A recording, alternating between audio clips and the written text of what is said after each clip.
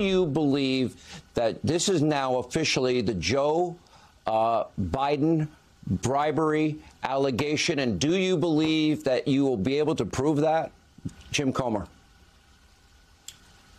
I sure hope so. And I do believe that there's a lot of smoke, and where there's smoke, there's fire. We just heard testimony today that Joe Biden had lied to the American people.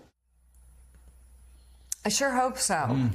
That was the chair of the House Oversight Committee, James Comer, on Monday, claiming there's a lot of smoke regarding... They're blowing the smoke in, and then they're saying there's a lot of smoke. Regarding Hunter Biden's business dealings. Smoke, actually. And whether Joe Biden was involved. He said that just hours after the committee received closed-door testimony from Hunter Biden's former business partner, Devon Archer.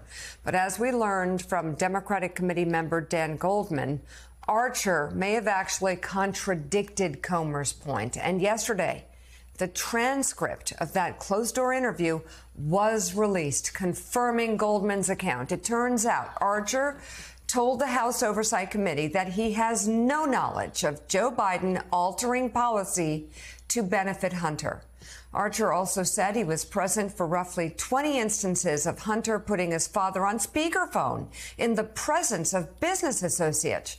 Archer said none of the conversations focused on business, and that they talked about things like fishing and the weather. Let's bring in right now senior congressional reporter for NBC News, Scott Wong, who's covering the released transcript. Also with us, Washington Post opinion editor and writer Alexi McCammon. Thank you. Congratulations on your new role. Thank you. It's fantastic. So this is really something, Scott. We have the Republicans going out crowing, say, oh, we've got him, and it's sort of like what we were talking about earlier in the show, saying things that the transcript proved to be wrong.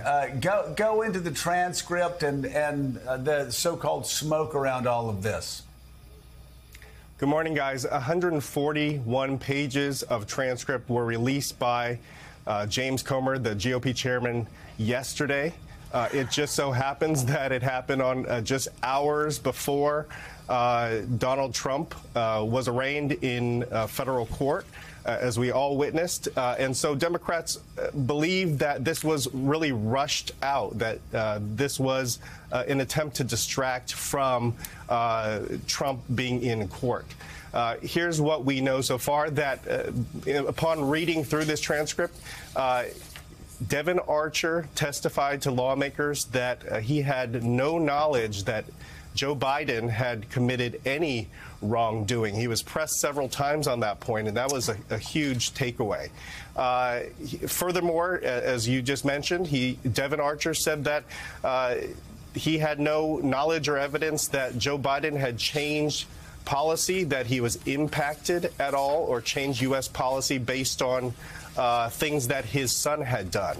And so that really has undercut this argument from Republicans like James Comer, like Jim Jordan, that there was some impropriety or wrongdoing or illegality on the part of then Vice President Joe Biden. Hunter Biden is an entirely different question. He, of course, very clearly was trying to trade on the Biden name. Archer said that multiple times, that he was portraying this appearance or, quote, an illusion of, of influence. And so that was something that was very clearly stated by Archer, that Hunter Biden was trying to impress his employer, Burisma, the Ukrainian energy company, but that no evidence of impropriety was committed by Joe Biden. Hey, Alexi, Jonathan, congrats again on the new gig.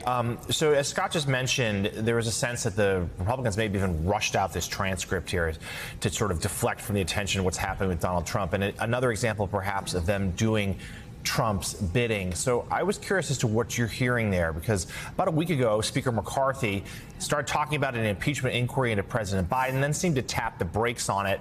But then Trump at his last rally suggested, hey, full steam ahead. Walk us through that balancing act where McCarthy is so reluctant to ever defy Trump, but he himself has acknowledged there's no evidence there. And some moderate Republicans are saying, whoa, whoa, whoa, you're going to put us in a really bad situation.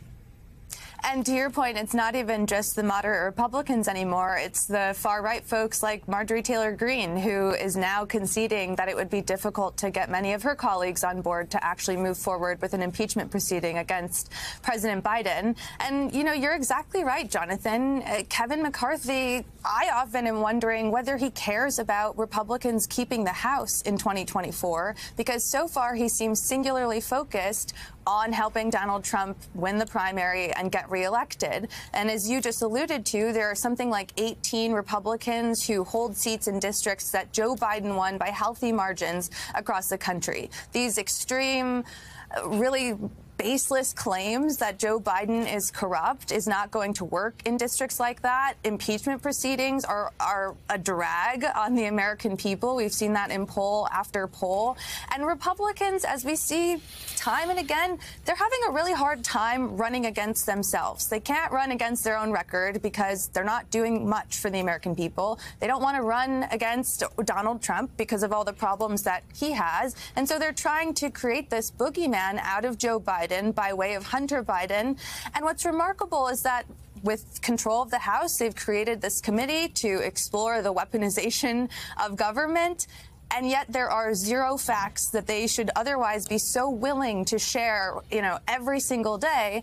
But they can't present the facts because they can't find them. They can't find them on Hunter Biden. And and if they could, they would tell us.